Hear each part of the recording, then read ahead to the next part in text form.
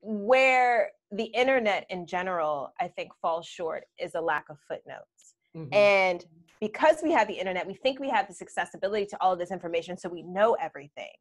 And yet, many of us are speaking out of ideas and not out of experience. And so I think that is what is really powerful about your structure in the book is I'm reading stories that are personal that then make me reflect on my own experiences. Mm-hmm. And I think in that it brings a certain level of humanity, compassion, and empathy that, although I love Black Twitter, that sometimes we don't get from quick blurbs of shooting out facts or being quick to subscribe to cancel culture. Yep. And so I'm wondering, in developing and going through and reliving these experiences, what came up for you in that process? And maybe what are some of the things that you still felt like you had to unlearn?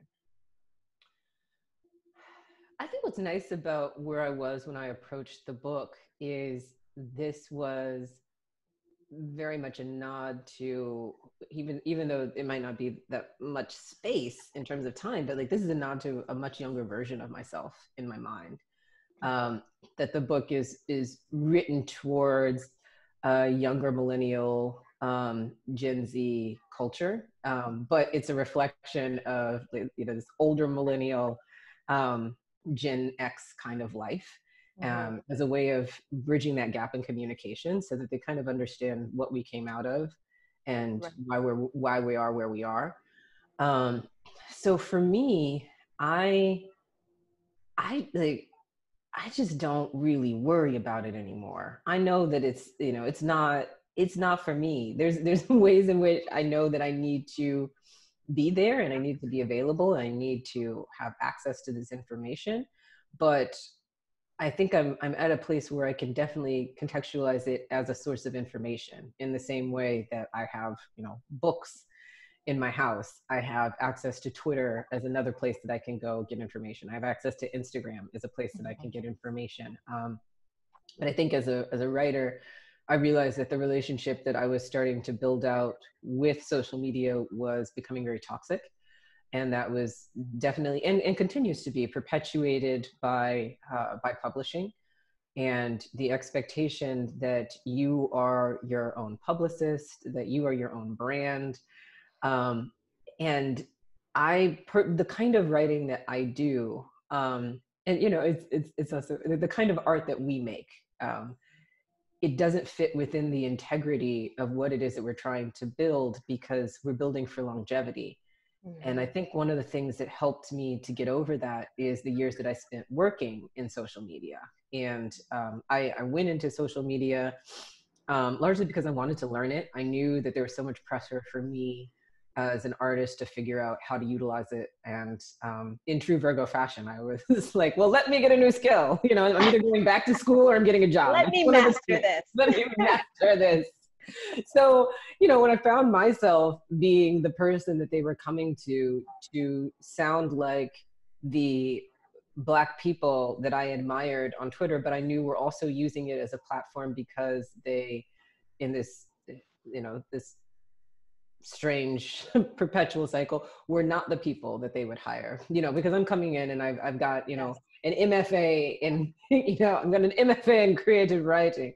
And, your average person, your average writer who is coming from a background of being an autodidact and really being at the pulse of culture is not necessarily getting the same kind of look at their resume as a Black person that has the kind of, although public school, the kind of pedigree that I have.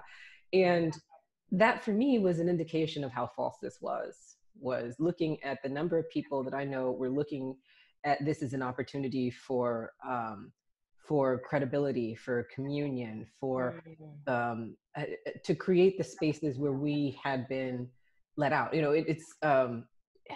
Twitter is another version of apartheid to me, in which we're looking at this entire community, this entire culture that Blackness has had to build around the idea that they were not allowed in these spaces. And now that it's being integrated, we see the same thing, where all of a sudden these very innate these very innately Black ways of having a conversation, or creating art, or creating Yes. pieces, how that gets distilled into this idea of conversations like cancel culture. Just, these words, these terms in which Mhm. people aren't reading the subtext. They're not Mhm. really invested in why these things were important. Because I think about, when it comes to cancel culture, it's tied specifically to the sexual harassment of women. Mhm. That it was a way of empowering a conversation in which Black women were already invisible. That we were seeing this shift, in the Me Too movement, which was created again by a By Black a Black woman. woman. And we were Yes. seeing this shift in the conversation, in which it was about, coming forward and pointing fingers, and demanding retribution. And those are Mhm. things that Black women have never had access to.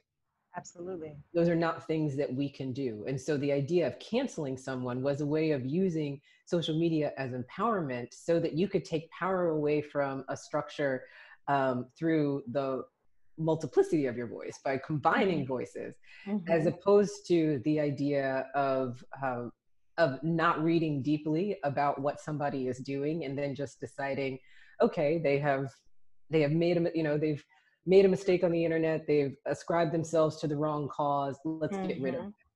Yeah. And those are the kinds of things that I just know I can't participate in for my own heart and spirit. I can't think that quickly, and I don't think any of us really do, not Yeah. well, you know Right. and so the shit that I can post that quickly is mostly about, plants and recipes. Thank And thank nobody, you. nobody wants that from me. Like, I'm supposed to be political, and I'm like, but this is what I have. If you want something coming out of me quickly, Yeah, I need time to process and digest. And I think that the speed in which we move and the speed in which we are expected to think, um, analyze, and then share is just completely against how humans work.